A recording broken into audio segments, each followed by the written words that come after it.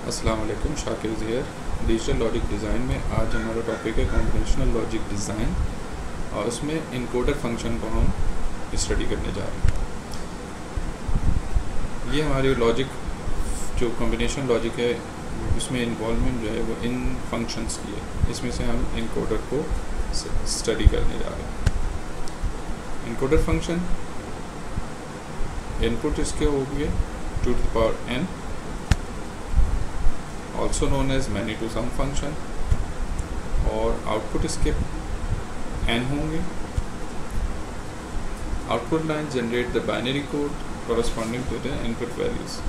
Encoder function की हमें ज़रूरत नहीं पड़ती। इनकोडर फंक्शन की हमें ज़रूरत इसलिए पड़ती है कि हम डिजिटल सर्किट्स या कंप्यूटर की हम बात जब भी करें तो कंप्यूटर जो है वो बाइनरी लॉजिक समझता है, जबकि जो ह्यूमन यूज़र है वो डेसिमल में या ऑक्टल में उसको डेटा इनपुट करेगा। ठीक है, तो जो भी डिजिट्स हैं उस फॉर्म में इनपुट इसको दी जाती है। ठीक है, या की प्रेस होता है। सिक्योरिटी लॉक को देख लें या कंप्यूटर में जो न्यूमेरिक की पैड्स हैं उनको देख लें, तो जो भी डेटा यूज़र देगा वो इनकोड होना ज़रूरी है बाइनरी में, तो इस वजह से हमें इनकोडर का फंक्शन यूज़ करना पड़ता है। ठीक है, तो एग्जाम्पल जो है इनकोडर का फंक्शन की decimal to binary encoder, octal to binary encoder, octal to BCD encoder या डेसिमल टू बीसीडी इनकोडर। ठीक है, हम ऑक्टल टू बाइनरी इनकोडर की बात करें। ऑक्टल टू बाइनरी इनकोडर का मतलब ये है कि आपके पास ऑक्टल टू बाइनरी इनकोडर में 8 इनपुट्स होंगे और 3 आउटपुट होंगे। 3 आउटपुट इसलिए होंगे कि बाइनरी में 8 को अगर रिप्रेजेंट किया जाए, 8 एलिमेंट्स हैं मेरे पास बेसिकली, तो 8 एलिमेंट को अगर मैं बाइनरी में रिप्रेजेंट करने जाऊंगा तो 2 की पावर 3 मुझे चाहिए होगा, यानी 3 बिट्स चाहिए होंगे। इस वजह से मेरे पास आउटपुट 3 बिट्स की है, इनपुट में 8 और आउटपुट में 3। तो इसका मतलब ये होगा कि इनपुट में जो स्विचेस हैं या कीज़ हैं या डिजिट्स हैं वो 0 से लेके 7 डिजिट्स हैं मेरे पास, और एक वक्त में मैंने अज्यूम ये किया कि एक वक्त में कोई एक की प्रेस करेगा या एक डिजिट प्रेस होगा या एक स्विच प्रेस क्लोज होगा। इसी तरीके से आउटपुट में मेरे पास 3 लाइंस हैं, x, y और z।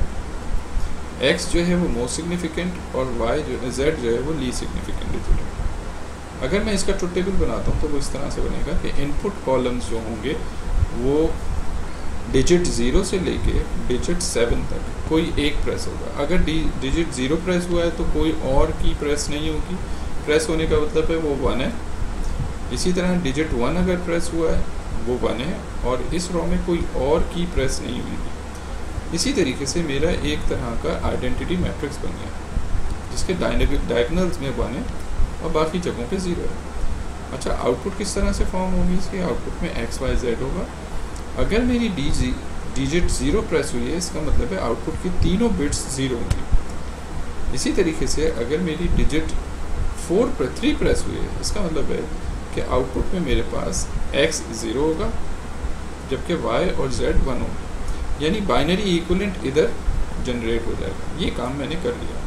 अब जब मैंने ये काम कर लिया मुझे पता है कि आउटपुट कॉलम्स जो होंगे वो हर कॉलम एक एक्सप्रेशन बनाएगा। x की एक एक्सप्रेशन बनेगी, y की एक एक्सप्रेशन बनेगी और z की एक एक्सप्रेशन बनेगी। इसका मतलब है जितने आउटपुट कॉलम्स होंगे उतनी एक्सप्रेशंस मेरे पास होनी चाहिए। तो x की एक्सप्रेशन अगर मैं बनाऊं तो x किस इनपुट के लिए 1 है? गौर से देखते हैं इसको। x 1 है जब इनपुट D4 प्रेस हो या फिर D5 प्रेस हो या फिर D6 प्रेस हो या फिर D7 प्रेस हो।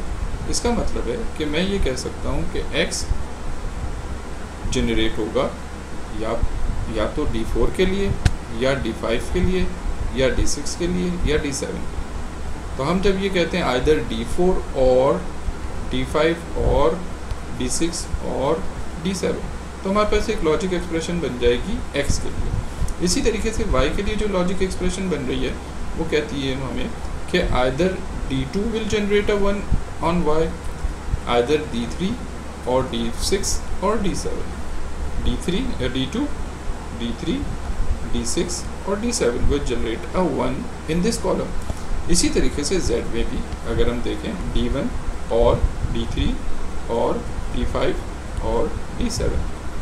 तो जहाँ जहाँ और आ रहा है वहाँ वहाँ प्लस आ गया, तो ये एक्सप्रेशन मेरे पास बन गई। जब ये एक्सप्रेशन बनी तो मेरे पास सर्किट तैयार है, ये इसका सर्किट जनरेट हो गया। ये एक्सप्रेशंस थी और ये इसका सर्किट है। D0 किसी से कनेक्ट नहीं है, ऑलरेडी D0 की जो भी स्क्रीन पे आ रहा होगा वो 0 0 0 आ रहा होगा D0 के लिए, स्विचेस ऑफ हैं सारे, तो 0 ऑलरेडी आ रहा है। ठीक है, D1 अगर प्रेस होता है तो D1 प्रेस होगा तो Z1 होगा। इसी तरीके से लेट सपोज D3 प्रेस होता है तो D3 की वजह से या तो ये गेट ऑन होगा Y का या Z का गेट ऑन होगा। देखें D3 यहाँ से कनेक्ट है, ये इस गेट से और इस गेट से कनेक्ट, क्यों? क्योंकि हमें एक्सप्रेशंस ये बता रही हैं। होप ये क्लियर हो गई होगी।